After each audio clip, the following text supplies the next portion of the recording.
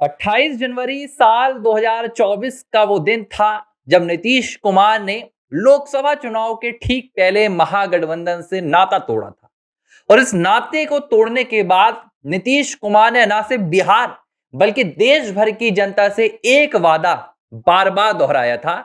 और उन्होंने हर मंच से, हर मीडिया के कैमरे से यही बात बोली थी कि महागठबंधन के साथ जाकर गलती हो गई थी, अब ये गलती दोबारा नहीं होगी। और शायद नीतीश कुमार की इस बात को पूरी बिहार की जनता ने अपने दिल से उनकी गलती को माफ किया। और बिहार की जनता ने इस बार ऐसा ठान लिया था कि जो गलती उनसे लगभग 20 साल पहले हुई थी और बिहार में एक ऐसी सत्ता उन्होंने बना दी थी जिसने बिहार को जंगल राज की कहानी दी थी, वो गलती दोबारा नहीं दोहराई जाएगी। और अब जब 2025 के बिहार विधानसभा चुनाव के नतीजे सामने आए, जब 2025 के बिहार विधानसभा चुनाव की लड़ाई की कहानी सामने आई, तो एक बार फिर से बिहार में नीतीश की कहानी लिख दी गई। एक बार फिर से बिहार में एनडीए और नीतीश कुमार की सुनामी देखी गई। जिस चुनाव में नीतीश कुमार को साइडलाइन किए जाने की बात चल रही थी, जिस चुनाव में कहा जा रहा था कि नीतीश कुमार तो चेहरा ही नहीं है, नीतीश कुमार को जो बीजेपी ने साइडलाइन कर दिया है, उस चुनाव में सबसे बड़ी पार्टी के तौर पर फिलहाल इस वीडियो को देखे जाने तक नीतीश कुमार की जेडीयू उभर कर सामने आ रही है। सवाल यह उठता है कि आखिर एक बार फिर से महागठबंधन की इतनी बुरी हार और जेडीयू की और बीजेपी की और एनडीए की सुनामी के पीछे बिहार में असल वजह क्या है? सबसे पहली वजह है बिहार में सुशासन। नीतीश जब बिहार की सत्ता में आए, तब बिहार में लालू यादव के जंगल राज की कहानियों का खौफ होता था। नीतीश कुमार ने बिहार में सुशासन की इबारत लिखनी शुरू की। उन्होंने सबसे बड़ी जो वहां पर अपनी सरकार में प्रणाली चलाई, जो सबसे बड़ी उन्होंने कामयाबी हासिल की, वो महिलाओं की सुरक्षा को लेकर थी। मैं कई महिलाओं से बात कर रहा हूं इन दोनों बिहार की, और उनका कहना है कि नीतीश कुमार के राज में अगर कोई सबसे सुरक्षित महसूस करता है तो वो बिहार की महिलाएं सुरक्षित महसूस करती हैं, बिहार की युवतियां सुरक्षित महसूस करती हैं। लोग कहते हैं कि भाई 2000 के पहले बिहार में महिलाओं के लिए पढ़ना अपने आप में एक बहुत बड़ा मतलब कारनामा हो जाता था कि भाई बिहार की महिला कैसे पढ़ ली।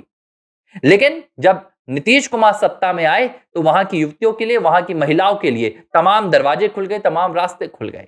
फिर विकास की कहानी, जंगल राज से बिहार को निकालकर मंगल राज की तरफ ले जाना, और एक के बाद एक नीतीश कुमार के बिहार की जनता के लिए वायदे, बिहार की जनता के लिए सौगात, ये सिलसिला अनवरत चलता रहा। अब जब 2025 में सबसे बड़ी इसे नीतीश कुमार की लड़ाई बताई जा रही थी, तो बिहार की जनता ने भी दिल खोलकर नीतीश कुमार को आशीर्वाद दिया। नीतीश कुमार के और प्रधानमंत्री नरेंद्र मोदी के इस दोहरे चेहरे पर, डबल इंजन की सरकार पर मुहर लगाई और 190 से ज्यादा सीटों पर, जो रुझान आ रहे हैं, एनडीए ने 190 से ज्यादा सीटों पर बहुमत हासिल कर ली है। रुझानों में 190 से ज्यादा सीटों पर एनडीए बढ़त बनाकर आगे बढ़ रही है। सवाल यह कि महागठबंधन कहां चूका?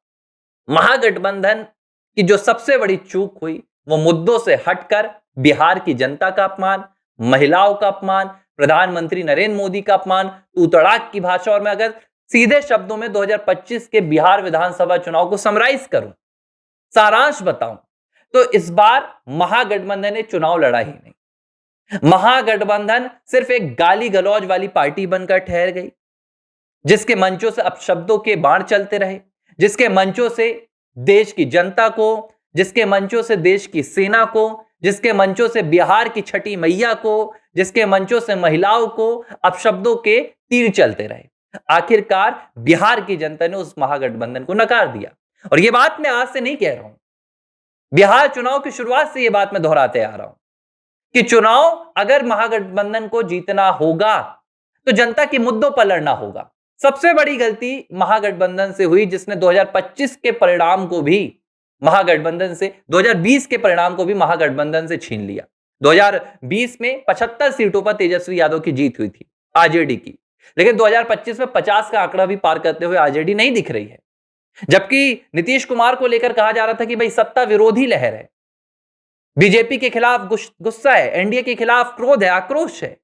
बावजूद उसके भाई 43 सीटों से जेडीयू तो डबल पर पहुंच गई।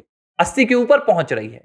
और ये जो परिणाम आए हैं, इन परिणामों ने सीधे तौर पर नकार दिया उस राजनीति को, जिस राजनीति में मर्यादित भाषा नहीं है, जिस राजनीति में जनता के मुद्दे नहीं है, जिस राजनीति में एक परिवार का चलता है पूरा बोलबाला, जिस राजनीति में जंगल राज की कहानी है। शहाबुद्दीन को टिकट, शहाबुद्दीन के बेटे उसामा को चुनाव लड़वाना रघुनाथपुर से। यह आरजेडी को बार बार कहा जा रहा था कि आपके लिए सबसे बड़ा खतरा हो सकता है, लेकिन अपनी तुष्टीकरण की राजनीति में आरजेडी डूबी रही। प्रधानमंत्री नरेंद्र मोदी को भरे मंच से आरजेडी के अपशब्दों का इस्तेमाल करना और उसके बाद उसका जस्टिफिकेशन करना, माफी नहीं मांगना, बल्कि यह कहना कि प्रधानमंत्री ने भी तो कितनों को कहा है, यह सबसे बड़ी गलती रही। बिहार चुनाव के असल मुद्दों को छोड़कर एसआईआर जैसे राष्ट्रीय सुरक्षा के मुद्दों पर राजनीति करना, चुनाव आयोग को घेरना, ज्ञानेश कुमार जो चुनाव आयोग मुखिया हैं उनके खिलाफ सवालिया निशान खड़े करना और बिहार की जनता के विश्वास को खो देना, यह महागठबंधन की हार के सबसे बड़े फैक्टर्स निकल कर आए हैं। और देखिए, बिहार में नीतीश कुमार की जीत के पीछे, बीजेपी और एनडीए की जीत के पीछे जो एक बड़ा वोट बैंक है, वो वोट बैंक ओबीसी का है, वो ईबीसी का है और महिलाओं का है। और यहीं पर चूक कर गई आरजेडी। आरजेडी ने तीनों वर्ग को लेकर अपनी जो घृणा है वो मंचों से जाकर सामने जग जाहिर कर दी और उन्हें लग रहा था कि बिहार में और झूठे वादे कर कर आप चुनाव नहीं जीत सकते हैं। ये एक चुनाव इस लिहाज से भी बड़ा महत्वपूर्ण हो जाता है कि इसने जातिवाद को हरा दिया। इस चुनाव में कोई जाति फैक्टर काम नहीं आया। जनता ने सुशासन पर, बिहार की मंगलराज की जो कहानी है उस पर वोट किया, जनता ने सुरक्षा पर वोट किया, जनता ने विकास पर वोट किया, जनता ने शिक्षा पर वोट किया, जनता ने रोजगार पर वोट किया और जनता ने बिहार की माटी और बिहार की अस्मिता पर वोट किया।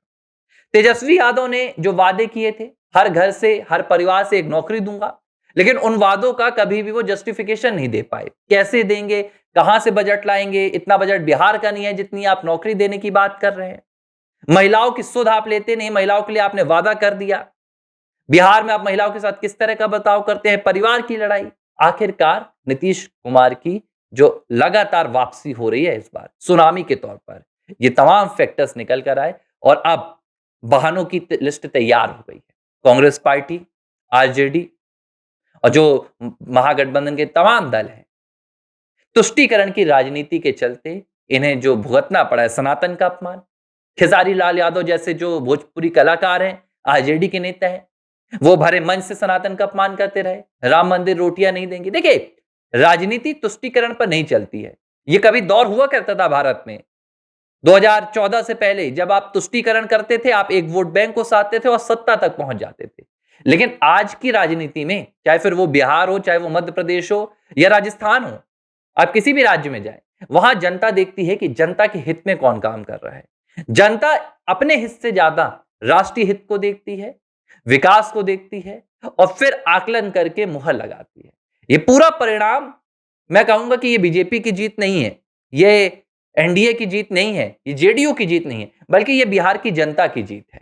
बिहार की जनता ने जिस लिहाज से परिणाम दिए, ये एक तरफा परिणाम है और ऐसे एक तरफा परिणाम बताते हैं कि बिहार की जनता ने क्या फैसला किया है, बिहार की जनता क्या चाहती है। बिहार की जनता जातीय राजनीति नहीं चाहती। बिहार की जनता राहुल गांधी के उस समीकरण पर नहीं चलना चाहती है जब बिहार के मंच से खड़े होकर कहा जाता है कि भाई देश की सेना का जो पूरे देश का 10% हिस्सा है वो देश की सेना का कंट्रोल कर रहा है। बिहार की जनता इस तरह के जातिगत और विद्रोही बयानों का समर्थन नहीं करती है। ये बात इन परिणामों ने 2025 के बिहार के परिणामों ने साफ तौर पर बता दी है। लगातार एबीसी हिंदी पर आप जुड़े रहिए, अभी तो बहुत सारी अपडेट्स आने बाकी हैं। लगातार आपको बिहार चुनाव से जुड़ी हुई हर अपडेट मिलती रहेगी। एबीसी हिंदी न्यूज, आज ही जुड़िए हर खबर के साथ।